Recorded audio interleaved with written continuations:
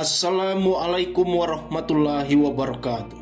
Sahabat beriman, seorang putra mahkota muda, ambisius, reformis, dan satu lagi kontroversial. Siapa lagi kalau bukan Muhammad bin Salman bin Abdul Aziz bin Abdurrahman Al Saud. Putra pertama dari istri ketiga Raja Salman ini tak henti-hentinya mendapat perhatian khusus dari berbagai platform sosial media. Pasalnya, kebijakan-kebijakan yang terkesan nyeleneh membuat putra mahkota ini sering ditampar beribu hujatan negatif dari berbagai elemen masyarakat. Akhir-akhir ini namanya mencuat lagi karena dipicu satu peraturan baru di pemerintahannya yang dianggap menyakiti hati umat muslim. Lantas, benarkah seperti itu? Apakah peraturan yang diputuskan oleh MBS? Tonton video ini hingga akhir agar tidak sesat. Bukan Muhammad bin Salman namanya jika tidak mengeluarkan kegaduhan di tengah-tengah masyarakat Arab Saudi. Sebagai pemimpin yang terlahir di wilayah yang di dalamnya terdapat dua kota suci yaitu Mekah dan Madinah, membuat umat muslim di negaranya menaruh harapan besar kepada sang putra mahkota. Sayangnya, alih-alih memberikan rasa aman dan nyaman kepada masyarakatnya, justru warga Arab Saudi lah yang sering ramai diperbincangkan. Sebuah negara yang mereka huni akan diubah sistemnya oleh MBS sebagai negara sekuler.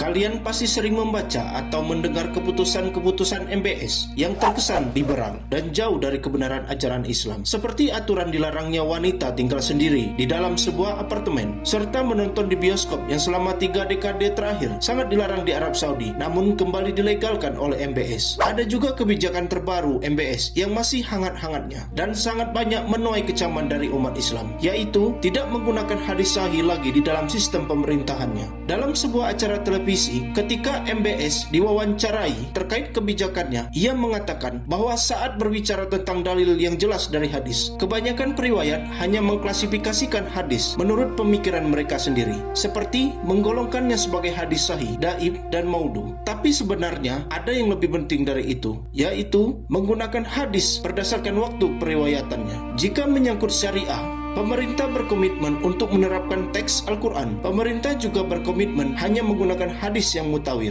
yaitu hadis yang sangat jelas sanad dan periwayatnya. Namun, ada ungkapan MBS yang paling menyita perhatian umat muslim. Terdapat di akhir perkataannya bahwa tujuan dari pemilihan-pemilihan hadis yang digunakan merupakan cara terbaik untuk memperbaiki pendapatan ekonomi, serta menarik perhatian para turis-turis asing agar tidak takut datang ke negara kami. Dari pernyataannya, tak heran juga sebagian umat muslim memiliki anggapan bahwa keputusan dalam memilih hadis-hadis tertentu untuk kebaikan sistem pemerintahannya hanya sebuah kedok belaka. Karena sejatinya MBS memang membuang hadis-hadis yang bisa menghambat semua tujuannya. Bagaimana tidak, sikap MBS yang egois dan selalu mengambil keputusan secara sepihak dinilai oleh umat muslim, khususnya warga negara Arab, sebagai kurangnya rasa percaya kepada para pakar hadis. Padahal dalam kitab Tarik Tasrik yang ditulis oleh Syekh Mana Al-Khatan mengatakan bahwa umat Islam harus bangga atas upaya para ulama pada zaman sahabat, hingga dibukukannya sunnah-sunnah Rasulullah SAW. Sebab setelah hadis-hadis sahih dikumpulkan menjadi satu, kita semakin mudah mengetahui mana hadis yang tergolong palsu.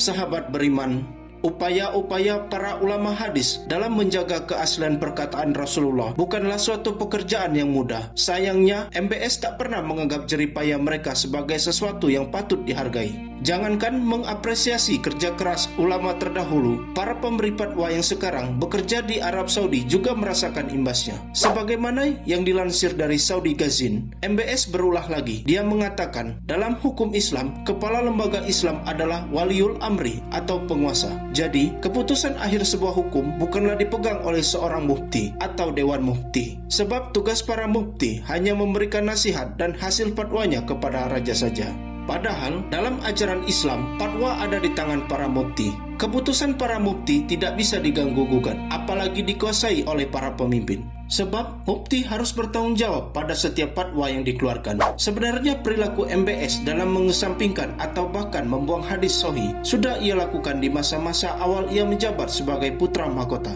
Terbukti dengan dilegalkannya mengadakan festival konser yang sangat megah atau menghalalkan penjualan minuman beralkohol.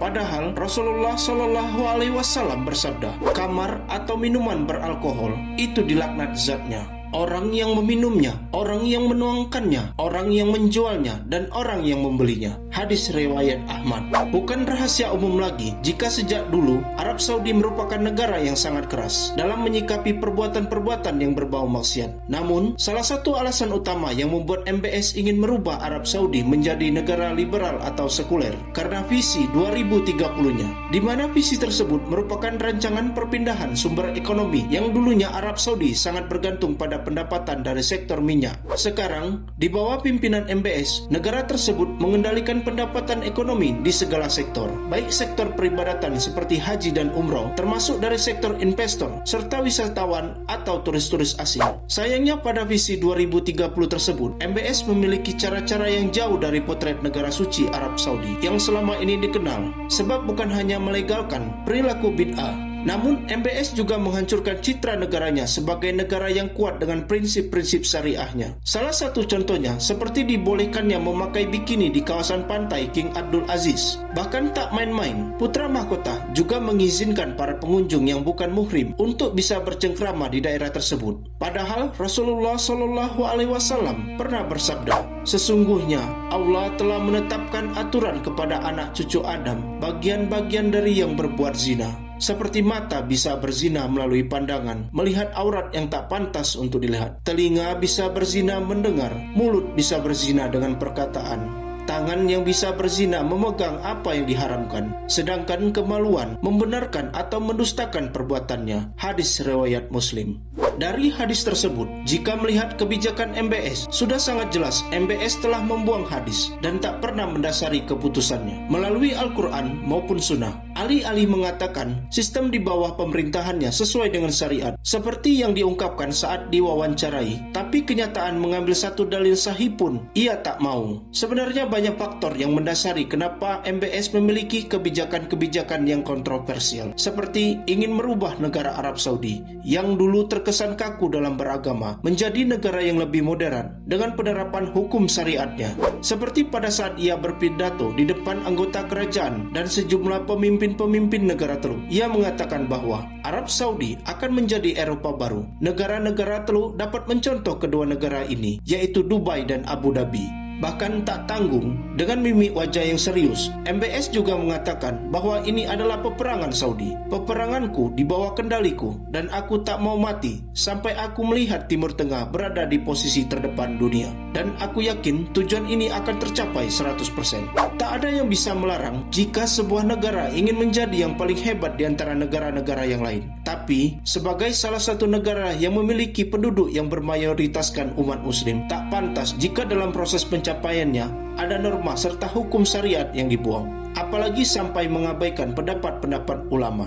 Sikap MBS yang seperti itu sangat berbanding terbalik dengan apa yang telah dilakukan oleh ayahnya, yaitu Raja Salman, di mana beliau tak tanggung-tanggung untuk membuat sebuah departemen khusus yang bertujuan untuk memberantas teks-teks palsu, teks-teks yang bertentangan dengan Islam, serta meminimalisir tindak terorisme. Jika MBS tidak mempercayai para pakar hadis, berbeda lagi dengan Raja Salman, yang bahkan dalam departemen yang didirikannya, ia mempercayakan tugas tersebut pada seorang ulama senior yang lebih pantas dalam mengelola menjaga keaslian hadis. Sebetulnya perdebatan antara sang ayah dan putra mahkota sudah sangat sering terjadi, bahkan terdengar keras di telinga masyarakat jika hubungan Raja Salman dan MBS mengalami keretakan. Pasalnya, banyak kebijakan MBS yang tak hanya mencederai negaranya, tetapi juga menyakiti hati seorang Raja Salman. Ironisnya, sang ayah saat ini sedang memperbaiki citra buruk Arab Saudi karena kelakuan sang putra mahkota. Sahabat beriman, apakah kalian mendukung kebijakan sang putra mahkota yang tidak menggunakan lagi hadis sahih sebagai pemimpin Arab Saudi? Wallahu a'lam bishawab. Wassalamualaikum warahmatullahi wabarakatuh.